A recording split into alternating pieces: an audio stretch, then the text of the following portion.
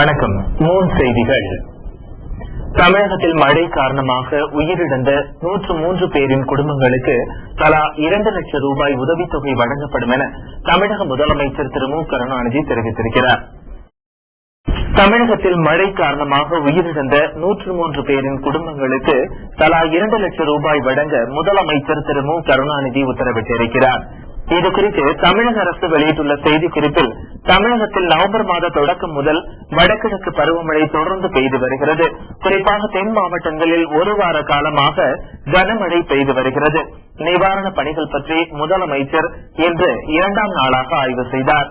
மழையினால் பாதிக்கப்பட்ட திருவள்ளூர், ராமநாதபுரம், ஈரோடு, மதுரை, கடலூரில் பாதிக்கப்பட்ட 301 குடும்பங்கள் மற்றும் 6787 பேர் பாதுகாப்பான இடங்களில் தங்க வைக்கப்பட்டு அவர்களுக்கு தினமும் 10,000 உணவுப் பொட்டலங்கள் வழங்கப்பட்டுள்ளது. மழை பாதித்த பகுதிகளில் நிவாரண பணிகளை மேலும் விரைவுபடுத்த வேண்டும் என்று முதலமைச்சர் கருணாநிதி அதிகாரிகளுக்கு உத்தரவிட்டுள்ளார். மேலும் பாதிக்கப்பட்டவர்களுக்கு உணவு, தங்குமிடம், குடிநீர் வழங்கப்பட வேண்டும் என்றும் நிவாரண உதவிகளை தாமதமின்றி வழங்க வேண்டும் என்றும் உத்தரவிட்டிருக்கிறார். மழையினால் முழுமையாக சேதமடைந்த 1254 குடிசை வீடுகளுக்கு தலா 2000 ரூபாய் வீதம் 25,08,000 ரூபாயும், இறந்த 335 கால்நடைகளுக்கு முதற்கட்டமாக 3 லட்சம் ரூபாயும், மழையினால் உயிரிழந்த 103 பேரின் குடும்பங்களுக்கு உடனடி நிவாரண உதவியாக பேரிடர் நிவாரண நிதியிலிருந்து 1 லட்சம் ரூபாயும், முதல்வர் பொது நிவாரண நிதியிலிருந்து 1 லட்சமும் ஆக மொத்தம் 2 லட்சம் ரூபாய் வழங்க அதிகாரிகளுக்கு முதலமைச்சர் உத்தரவிட்டுள்ளார்.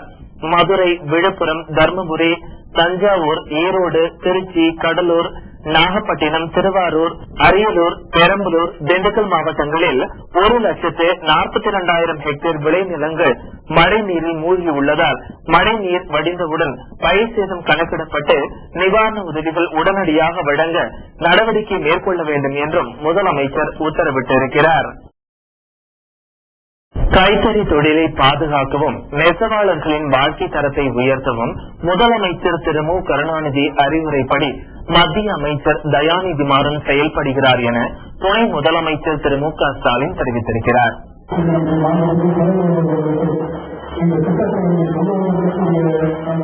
அருப்புக்கோட்டை தேவாங்கர் மேல்நிலைப்பள்ளி மைதானத்தில் விருதுநகர் கைத்தறி பெருங்குடும்ப திட்ட தொடக்க விழா மத்திய அமைச்சர் தயாநிதி மாறன் தலைமையில் நடைபெற்றது.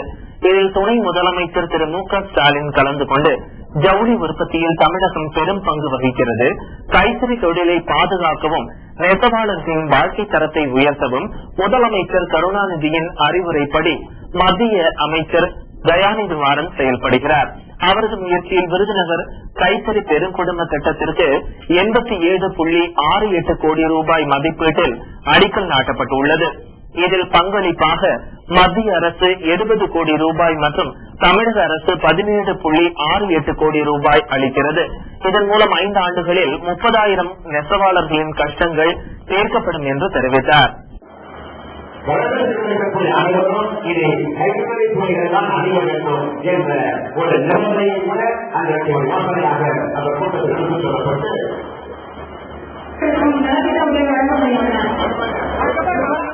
தமிழகத்தில் விவசாய கடன்களை ரத்து செய்தது போல 2,000 கோடி ரூபாய் நெசவாளர் கூட்டுறவு கடன்களும் ரத்தாகும் நல்ல செய்தி விரைவில் வெளிவரும் என்று மத்திய ஜவுளித்துறை அமைச்சர் தயாநிதி மாறன் கூறியிருக்கிறார்.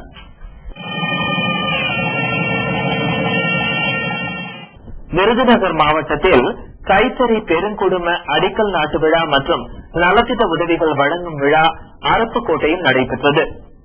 இவ்விழாவிற்கு தலைமை வகித்து பேசிய மத்திய ஜவுளித்துறை அமைச்சர் தயாநிதி மாறன், மத்திய ஜவுளித்துறை சார்பில் 87.68 கோடி ரூபாயில் விருதுநகரில் கைத்தறி குழுமம் அமைக்கப்படுகிறது. இந்த ஆண்டு மத்திய நிதிநிலை அறிக்கையில் மத்திய நிதியமைச்சர் பிரணாப் முகர்ஜி தமிழகத்தில் கைத்தறி துறையில் 2 முக்கிய திட்டங்களுக்கு அனுமதி அளித்திருக்கிறார். ஒன்று, திருப்பூரில் சாயப்பட்டறை கழிவு நீரை சுத்திகரித்து நவீனப்படுத்த மத்திய அரசு 200 கோடி ரூபாய் வழங்கும் திட்டமாகும். மற்றொன்று, கைத்தறி பெருங்குடும்பம் இந்தியாவில் 2 இடங்களில் அமைக்கப்படும் என அறிவித்தார். அதில் ஒன்று மேற்கு வங்கம், மற்றொன்று நம் தமிழகமாகும். தமிழகத்தில் இத்திட்டத்தை விருதுநகரில் அமைக்க வேண்டும் என்று தேர்வு செய்தது முதலமைச்சர் கருணாநிதி என்று குறிப்பிட்டார். மேலும் இங்கு தமிழக அரசு இக்குடும்பத்தை அமைத்திட வேகமாக செயல்பட்டுள்ளது. ஆனால் மேற்கு வங்கத்தில் இந்த பணி மெத்தனமாகவே நடக்கிறது.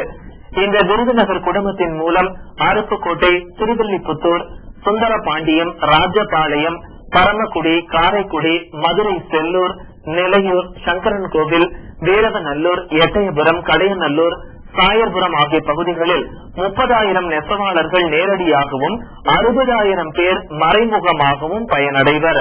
கைத்தறி நெசவு நெய்யும் பொழுது கடின உழைப்பினால் உடல் சோர்வடைந்துவிடும். இந்த புதிய திட்டத்தின் மூலம் சோர்வு ஏற்படாதவாறு அவர்களுக்கு நவீன முறையில் பெடல் தறி வழங்கப்படுகிறது என்றார். மேலும் இன்றைக்கு மத்தியில் சோனியா காந்தி ஆட்சி அமைந்ததாலும் கைத்தறி நெசவாளர் மேம்பாட்டுக்காக ரூபாய் 7.68 கோடி ரூபாயில் இந்த திட்டம் நிறைவேற்றப்படுகிறது. இதன் மூலம் தற்போது மாதம் 2,300 ரூபாய் சம்பாதிக்க கூடியவர்கள் இத்திட்டம் நிறைவேறும் பொழுது 4,375 ரூபாய் சம்பாதிக்க முடியும். மாதம் 96 மீட்டர் தயாரிப்பவர்கள் புதிய திட்டத்தின் மூலம் 158 மீட்டர் வரை தயாரிப்பார்கள். ஆண்டுக்கு 230 நாள் வேலை செய்யக்கூடியவர்கள் புதிய திட்டத்தில் 300 நாள் வேலை செய்ய முடியும்.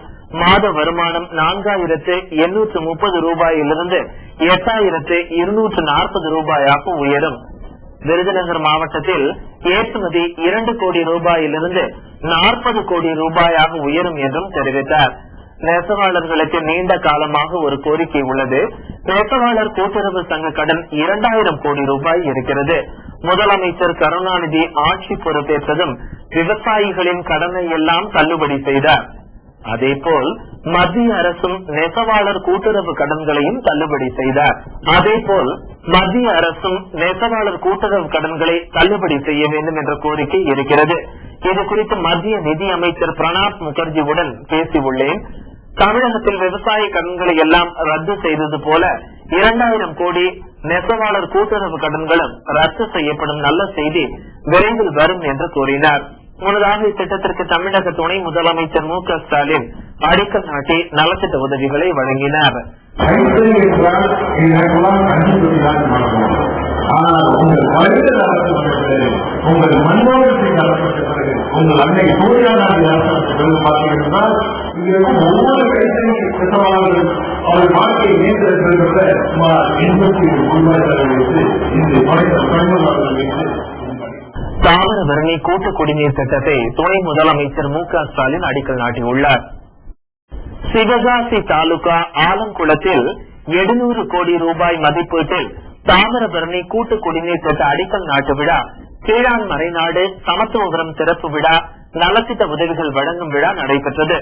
அமைச்சர் சாத்தூர் ராமச்சந்திரன் தலைமையில் நடைபெற்ற நிகழ்ச்சிக்கு அமைச்சர் தங்கம் தென்னரசு முன்னிலை வகித்தார். குடிநீர் திட்டத்திற்கு அடிக்கல் நாட்டி கட்டிடங்களை திறந்து வைத்து துணை முதலமைச்சர் திரு மு.க. ஸ்டாலின் பேசினார்.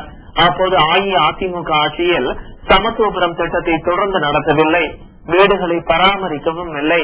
மீண்டும் முதல்வரான பின் கருணாநிதி புதிய சமத்துவபுரங்கள், பழைய வீடுகளை பழுது பார்க்க பல கோடி ரூபாய்களை ஒதுக்கி வருகிறார் என்று தெரிவித்தார். விருதுநகர் மாவட்டத்தில் தாமிரபரணி கூட்டு குடிநீர் திட்ட திறப்பு விழாவிற்கு முதலமைச்சர் திரு மு. கருணாநிதி வருவார் என்றும் இத்திட்டம் மூலம் 7 டவுன் பஞ்சாயத்துகள், 1,780 ஊரக குடியிருப்புகள் உள்ள 15 லட்சம் மக்கள் பயன்பெறுவர் என்றார். நாங்கள் ஆட்சிக்காக அலைந்து கொண்டிருக்கிறோம் என நினைக்க கூடாது. கருணாநிதி ஆட்சிக்கு வந்தால்தான் இது போன்ற நல்ல திட்டங்கள் நிறைவேற்றப்படும் என்றார். நலத்திட்ட உதவிகளை ஸ்டாலினிடம் பெற்று மேடையை விட்டு இறங்குவதற்குள் அவர்கள் நலத்திட்ட உதவி பெற்ற போட்டோ அவர்களிடம் வழங்கப்பட்டது. இதை பார்த்து பயனாளிகள் ஆச்சரியப்பட்டனர். சுய உதவி குழுக்களுக்கும் கல்வி கடனும் அதிக அளவில் வழங்கியதற்காக IOB வங்கிக்கு ஸ்டாலின் கேடயம் வழங்கினார். இந்தியா பற்றி 3000 ஆவணங்கள் வெளியிட்டு பெரும் பரபரப்பை ஏற்படுத்தியுள்ளது விக்கிலீக்ஸ் இணையதளம். உலகின் பல்வேறு நாடுகளில் உள்ள அமெரிக்க தூதரகங்கள் வாஷிங்டனில் உள்ள தலைமை அலுவலகத்திற்கு அனுப்பிய 2 லட்சத்துக்கும் மேற்பட்ட ரகசிய ஆவணங்களை கைப்பற்றி விக்கிலீக்ஸ் இணையதளம் நேற்று முன்தினம் வெளியிட்டது. அவற்றில் இந்தியா பற்றிய 3000த்திற்கும் மேற்பட்ட ரகசிய ஆவணங்களும் உண்டு. ஈரானின் அணு உலைகளை அழிக்கும்படி சவுதி அரேபிய மன்னர் அமெரிக்காவை வற்புறுத்தியது, ரஷ்ய அதிபர் விளாடிமிர் புட்டினுக்கு ஆல்பா டாக் என பட்டப்பெயர் இட்டது போன்ற பல்வேறு பரபரப்பு தகவல்கள் அவற்றில் அடங்கியுள்ளன. விக்கிலீக்ஸின் இந்த செயலுக்கு அமெரிக்கா கடும் கண்டனம் தெரிவித்துள்ளது. பரபரப்பான செய்திகளை வெளியிடுவதற்கு பெயர் விக்கிலீக்ஸ் இணையதளம் ஆப்கானிஸ்தானில் அமெரிக்காவின் போர் அட்டூழியத்தை 90,000 ரகசிய ஆவணங்கள் மூலமும், ஈராக்கில் நடந்த அமெரிக்க அட்டூழியத்தை 4 லட்சம் ரகசிய ஆவணங்கள் மூலமும் வெளிப்படுத்தியது. இதனால் எரிச்சலடைந்த அமெரிக்கா விக்கிலீக்ஸ் இணையதள நிறுவனர் ஜூலியன் அசேஞ்ச் மீது பாலியல் குற்றச்சாட்டுகளை சுமத்தி அவரை துரத்த ஆரம்பித்துள்ளது. இந்நிலையில் அமெரிக்கா பல்வேறு நாடுகளிடம் கொண்டுள்ள வெளியுறவு கொள்கைகள் குறித்த ரகசிய ஆவணங்களை வெளியிடப் போவதாக ஜூலியன் சமீபத்தில் தெரிவித்தார். அவற்றை தன்னிடம் ஒப்படைக்க வேண்டும் என மிரட்டலும் விடுத்தது. தன் கூட்டணி நாடுகளான இந்தியா, பிரிட்டன் உள்ளிட்ட பல்வேறு நாடுகளுக்கு முன்னெச்சரிக்கையும் விடுத்தது. ஆனால் சொன்னபடியே ஜூலியன் பிரிட்டனில் இருந்து வெளியாகும் த கார்டியன், நியூயார்க்கின் த நியூயார்க் டைம்ஸ், ஜெர்மனியின் பெரிஸ் பைஜல், பிரான்சின் லீ மாண்டே, ஸ்பெயினின் எல் பைஸ் ஆகிய 5 பத்திரிகைகள் மூலம் 2,50,000க்கும் மேற்பட்ட ரகசிய ஆவணங்களை வெளியிட்டார். இந்த ஆவணங்கள் மூலம் உலக நாடுகளை அமெரிக்கா உளவு பார்த்தது என அமெரிக்காவின் அனைத்து நடவடிக்கைகளும் இப்போது வெளி உலகிற்கு தெரிய வந்துள்ளன. ஈரான் தலைநகர் பாக்தாத் நகரின் வெளிப்புற பகுதியில் இருந்து அமெரிக்க படைத்தளத்தில் பிரெட்லி மேனிங் என்ற வீரர் அமெரிக்க தூதரகங்களின் இணையதளங்களில் இருந்து மிக ரகசியமாக இந்த விவரங்களை சிடியில் பதிவு செய்தார். இதற்காக ஒரு நாளில் 14 மணி நேரம் செலவிட்டிருக்கிறார். இப்படி 8 மாதங்களுக்கு மேல் செலவிட்டு இந்த விவரங்களை பதிவு செய்துள்ளார். மொத்தம் 1.6 கிகாபைட்ஸ் கொண்ட அனைத்தையும் ஒரு தம் டிரைவில் பதிவு செய்து விக்கிலீக்ஸ் இணையதளத்திற்கு அளித்துள்ளார் என்று தற்போது தெரிய வந்துள்ளது. 7 மாதங்களுக்கு முன் அமெரிக்க அதிகாரிகளால் கைது செய்யப்பட்டுள்ள இவர் 2011 கோர்ட் விசாரணைக்கு உட்படுத்தப்பட இருக்கிறார். திருச்சி அருகே உள்ள அல்லூரில் தசை சிதைவு நோயால் பாதிக்கப்பட்டோருக்கான பகல் நேர காப்பகத்தை போக்குவரத்து துறை அமைச்சர் KN நேரு பார்வையிட்டார். கடந்த 4 ஆண்டுகளில் திருச்சி மாவட்டத்தை சேர்ந்த மாற்றுத்திறனாளிகளுக்கு 3 சக்கர சைக்கிள்கள், சக்கர நாற்காலிகள், காதொலி கருவிகள், முட நீக்கியல் சாதனங்கள், பார்வையற்றோருக்கான ஊன்றுகோல்கள், பிரெய்லி கடிகாரங்கள், மோட்டார் பொருத்திய 3 சக்கர வாகனங்கள், தையல் இயந்திரம், செயற்கை அவயங்கள் ஏராளமாக வழங்கப்பட்டுள்ளன. தசை சிதைவு நோயால் பாதிக்கப்பட்டோருக்கு தசை பயிற்சிகள் மற்றும் மருத்துவ உதவிகள் அளிப்பதற்கான மையங்களை திருச்சி, சென்னை, கோவை, மதுரை, திருநெல்வேலி, வேலூர் ஆகிய 6 இடங்களில் அமைக்கவும் தலா 5.36 லட்சம் ரூபாய் நிதி ஒதுக்கீடு செய்தும் தமிழக முதலமைச்சர் கருணாநிதி உத்தரவிட்டதை தொடர்ந்து திருச்சி மாவட்டம் அல்லூரில் உள்ள சேவை தொண்டு நிறுவனம் மூலம் இந்த பயிற்சி மையம் நடத்த அரசால் ஆணையிடப்பட்டு சில நாட்களுக்கு தொடங்கப்பட்டுள்ளது. தசை சிதைவு நோயால் பாதிக்கப்பட்டுள்ளவர்கள் இம்மையத்திற்கு வருகை தந்து தசை பயிற்சி மற்றும் சிகிச்சைகள் பெற்றுக் கொள்ளலாம். இந்த திருச்சி மையோபதி மையத்தை போக்குவரத்து துறை அமைச்சர் KN நேரு பார்வையிட்டார். அவரோடு மாவட்ட ஆட்சித்தலைவர் மகேசன் காசிராஜன், மாற்றுத்திறனாளித்துறை நல அலுவலர் திருமதி ஷியாமளா, சேவை தொண்டு நிறுவன இயக்குநர் கோவிந்தராஜன் ஆகியோர் உடனிருந்தனர். விளம்பர இடைவேளைக்கு பிறகு செய்திகள் தொடரும்.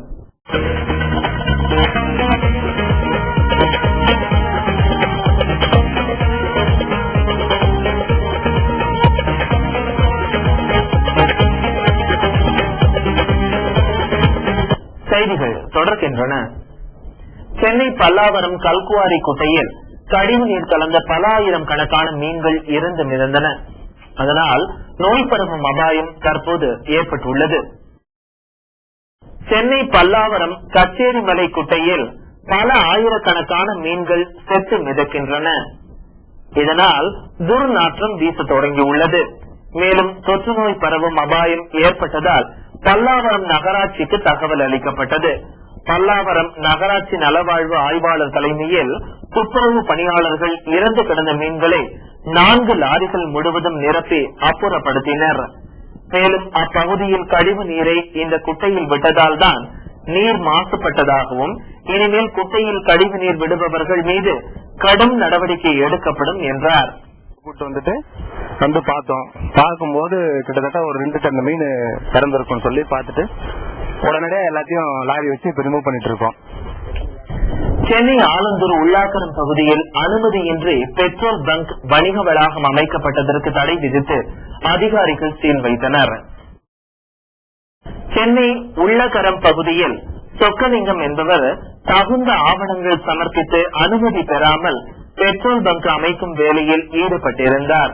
தகவல் அறிந்த பொழுதிவாக்கம் நகராட்சியின் நகரமைப்பு ஆய்வாளர் தினகரன் தலைமையில் அதிகாரிகள் நேரில் ஆய்வு செய்து கட்டப்பட்டு வரும் பெட்ரோல் பங்கிற்கு சீல் வைத்தனர்.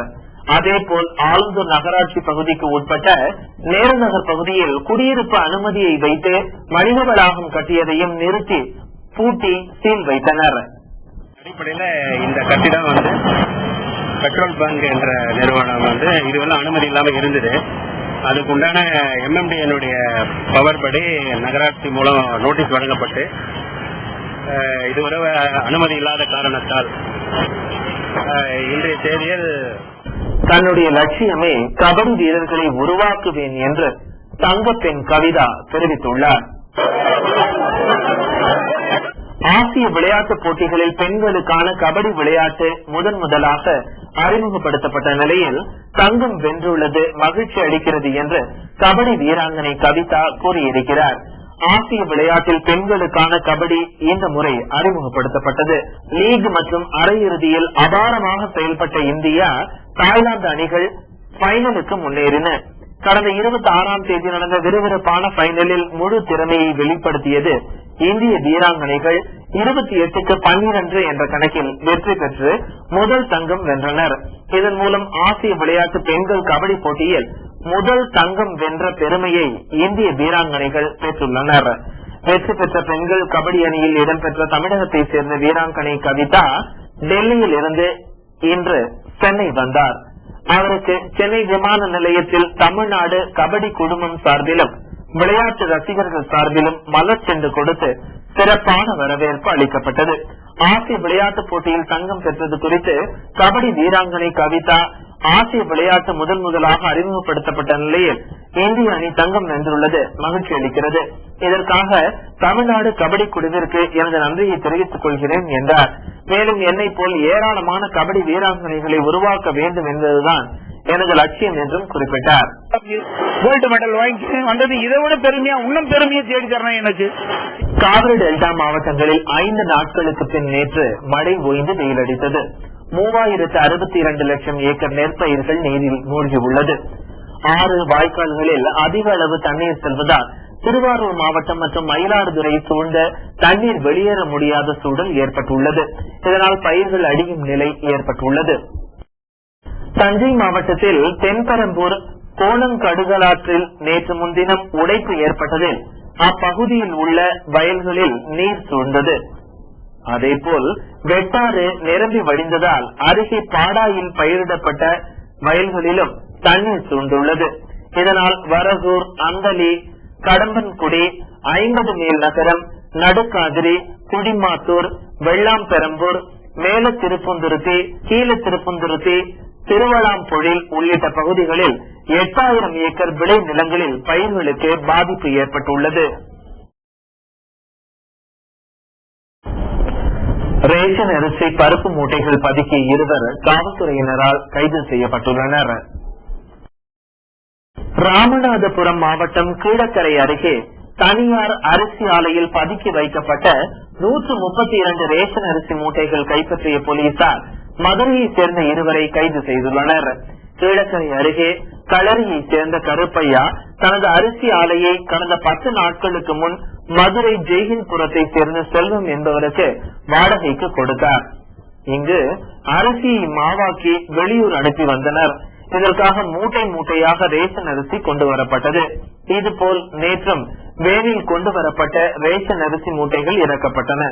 அப்போது அங்கு வந்த பெருமாள், ராமானுஜம் டிஎஸ்பி, பறக்கும் படை தாசில்தார் சுந்தரமூர்த்தி, சிக்கல் இன்ஸ்பெக்டர் சந்திரசேகரன் மற்றும் போலீசார் வேனிலிருந்து இறக்கப்பட்ட மூட்டைகளை சோதித்த போது ரேஷன் அரிசி என தெரிய வந்தது. வேன் மற்றும் ஆலையில் பதுக்கி வைத்திருந்த 132 மூட்டை ரேஷன் அரிசி, தலா 4 மூட்டை உளுந்தம்பருப்பு, கோதுமை மற்றும் மசாலா பொருட்களை கொண்ட 100 பாக்கெட்டுகளை கைப்பற்றினர். ஆலையை வாடகைக்கு எடுத்து நடத்தி வரும் மதுரை ஜெய்ஹின்புரத்தை சேர்ந்த செல்வம், வேன் டிரைவர் சிவகுமார் ஆகியோரை போலீசார் கைது செய்துள்ளனர். மேலும் இது தொடர்பாக விருதுநகர் உணவு கடத்தல் தடுப்பு பிரிவு இன்ஸ்பெக்டர் ஜெயச்சந்திரன் விசாரணை நடத்தி வருகிறார். அரசு புறம்போக்கு மற்றும் தனியார் நிலங்களை மிரட்டி ஆக்கிரமிப்பு செய்யும் ரியல் எஸ்டேட் உரிமையாளர்களிடமிருந்து நிலங்களை மீட்டு விவசாய தொழில் மேம்பட வைக்க வேண்டும் என்று கூலிப்பட்டி கிராம மக்கள் கோரிக்கை விடுத்துள்ளனர். நாமக்கல் மாவட்டம் கூலிப்பட்டி கிராமம், அண்ணா நகர் தென்புறம் உள்ள செங்குட்டை, காட்டு அடிவாரம் ஆகிய பகுதிகள் அரசு புறம்போக்கு நிலங்களாக இருந்தன. நீர்த்தேக்க குட்டைகள், மலை அடிவார ஓடை ஆகியவற்றால் இப்பகுதியினர் விவசாயம் மேற்கொண்டு வருகின்றனர். இந்நிலையில் ரியல் எஸ்டேட் உரிமையாளர்கள் இந்நிலங்களை விதிகளுக்கு புறம்பாக வீட்டுமனை கட்ட சமன்படுத்தியுள்ளனர். நீரோடை, நீர்க்குட்டைகள் மாற்றப்பட்டுவிட்டன, நீர் ஆதாரங்கள் முடக்கப்பட்டுள்ளன என்று அப்பகுதி மக்கள் குற்றஞ்சாட்டி உள்ளனர். அரசு நிலங்கள் தனியாருக்கு பட்டா நிலங்களாக மாறியதற்கு எதிர்ப்பு தெரிவித்தும், நீர் ஆதாரங்கள் காக்க கோரியும், சுமார் 20 ஏக்கர் நிலம் விதி மீறி கையகப்படுத்தியது குறித்து விசாரணை நடத்த கோரியும் இப்பகுதி விவசாயிகளுக்கு எரிநீர் பெற்றுத்தர மாவட்ட நிர்வாகம் உடனடி நடவடிக்கைகளை மேற்கொள்ள வேண்டும் என்று கோரிக்கை விடுத்துள்ளனர். மேலும் விதிகளுக்கு புறம்பாக பட்டா பெற்றவர்கள், பட்டா வழங்கிய அரசு அதிகாரிகள் மீது கடும் நடவடிக்கை எடுக்க வேண்டும் என்றும் கோரிக்கை விடுத்துள்ளனர். இப்ப ஊடு வரைக்கும் எல்லாமே ஆக்கிரமிப்பு பண்ணிட்டாங்க. எங்களுக்கு வர்றதுக்கு இதை விட்டா தடமே இல்லைங்க. 200க்கு மேற்பட்ட விவசாயிகளுக்கு இந்த இடம் அடைக்கப்பட்டிருச்சு. இது முழுசா அவங்க காம்பவுண்ட் சுவர் வைக்கிறதாக பிளான் பண்ணி செஞ்சுக்கிட்டு இருக்காங்க. இப்படி செய்யறதுனால இந்த இடம் பூரா அடைக்கப்பட்டாக்க இங்க இருக்கிறவங்க யாருமே வெளியில வர முடியாது. நாங்க இந்த காட்டுக்குள்ள போனவங்க வெளியில வர முடியாத அளவுக்கு சுத்திலையும் பாதைகள் அடைக்கப்படுது. இது விளம்பர இடைவெளிக்கு பிறகு செய்திகள் தொடரும்.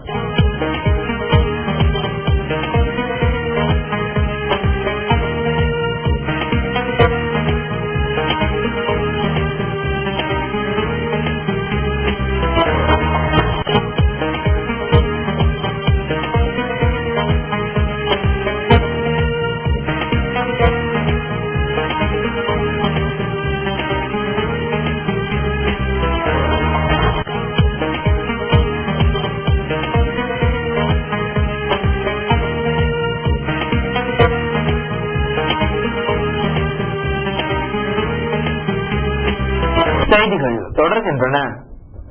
சச்சின் தோனிக்கு 1.84 கோடி ரூபாய் ஐபிஎல் ஏலத்தில் விலை நிர்ணயம் செய்யப்பட்டுள்ளது. 4வது ஐபிஎல் தொடரில் பங்கேற்கும் வீரர்களுக்கு ஏலத்தொகை நிர்ணயம் செய்யப்பட்டுள்ளது.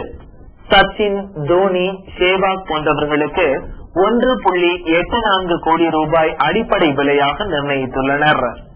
இந்தியன் பிரீமியர் லீக் சார்பில் கடந்த 3 ஆண்டுகளாக 2020 தொடர் வெற்றிகரமாக நடத்தப்பட்டது. இதில் பங்கேற்ற வீரர்களின் ஒப்பந்த காலம் முடிவடைந்ததால் 4வது தொடருக்காக வீரர்கள் ஏலம் விரைவில் நடக்க உள்ளது. கடந்த முறை நடந்த ஏலத்தில் சச்சின், கங்குலி, டிராவிட், யுவராஜ் சிங் உள்ளிட்டவர்களுக்கு நட்சத்திர வீரர்கள் அந்தஸ்து கொடுக்கப்பட்டது. இம்முறை வீரர்கள் தரத்தினை கொண்ட பிரிவில் சச்சின், தோனி, சேவாக், ஹர்பஜன் சிங் மற்றும் யுவராஜ் சிங் இடம்பெற்றுள்ளனர்.